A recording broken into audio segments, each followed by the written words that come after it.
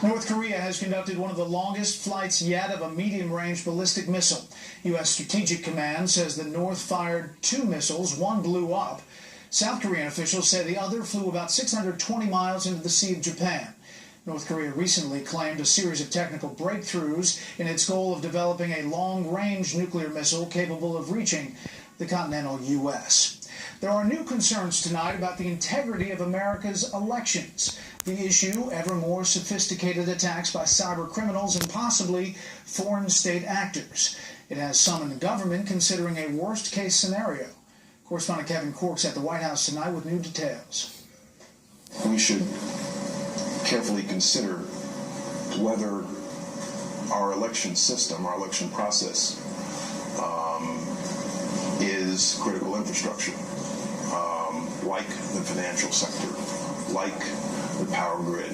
In the wake of cyber hacks that infiltrated Democratic campaign computers, Homeland Security Secretary Jay Johnson today announced that the Obama administration was conducting high-level discussions about election cybersecurity, an effort to both guard against cyber intrusions and to secure the voting process. While President Obama didn't come right out and blame the Russians for hacking the DNC or attempting to influence the U.S. election. If, in fact, Russia engaged in this activity, it's just one on a long list of issues that me and Mr. Putin talk about, and that I've got a real problem with.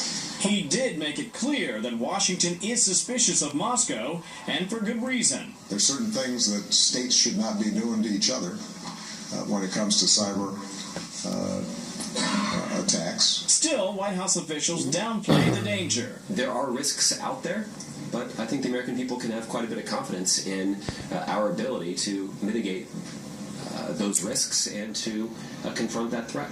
Some suggest the alleged hack is just the latest example of an expanding Cold War redux, including Moscow's support for the Assad regime in Syria, Russia's incursion into Ukraine, and the repeated and provocative engagements of U.S. military vessels and aircraft. Are we talking about a major world power trying to interfere with and have a disinformation campaign in the United States elections? If so, that's a really serious thing.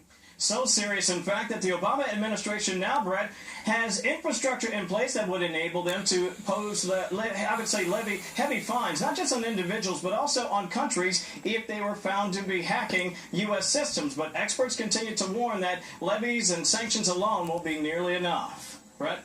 Kevin Cork live on the North Lawn. Kevin, thank you. President Obama's critics say tonight he has cemented his legacy as the commuter-in-chief. Today, the president cut short the prison sentences of 214 federal inmates. The White House calls it the largest batch of commutations on a single day in more than a century.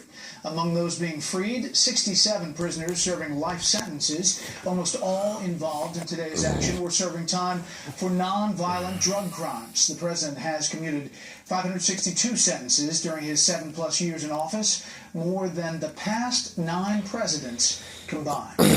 Taking a look at the markets today, the Dow broke its 7-day losing streak, gaining 41. The S&P 500 was up 7. The Nasdaq finished ahead 22. Did President Obama pay a ransom to Iran, or is it all just a big coincidence? How might it all play out in the 2016 race? We'll talk about that with the panel when we come back. You both have a perfect driving record. Until one of you puts a food truck. Then your rates go through the roof.